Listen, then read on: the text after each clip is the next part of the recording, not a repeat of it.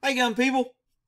Well, this is I already did a video on this where all the lovely leaders of Dallas was screaming that this guy was killed by the Dallas Police Department or by some white supremacist who was mad because he testified against Amber Guyger. So this was one of the star witnesses for the prosecution about what he heard and what he saw, and of course when they put him up there, they didn't say whether he was on the influence during this happen or take a blood test from him, although Amber Guyger took a blood test and did not have any alcohol or drugs. But the key witness for the prosecution to get her convicted of murder did not have to take any test.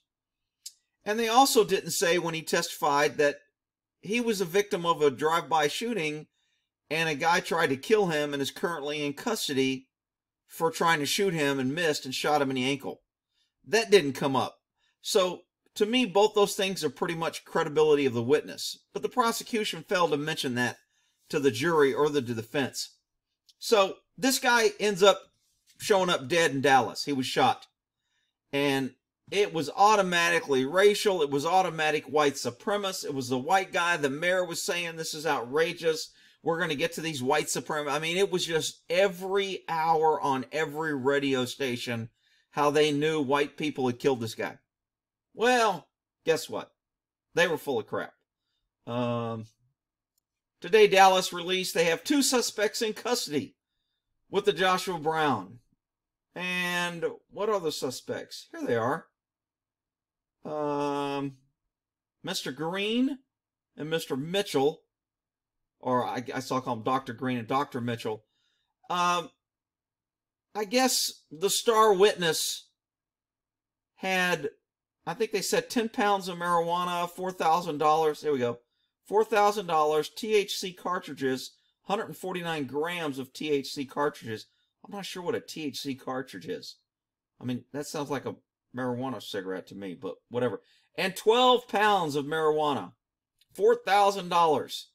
So obviously it was a drug deal gone bad, but because black people shot a black guy, you won't hear nothing about it now. As a matter of fact, the attorney that's civil suing Amber Guyger and the Dallas Police Department because she shot Mr. Jones, I think his name was, it Bryant Jones?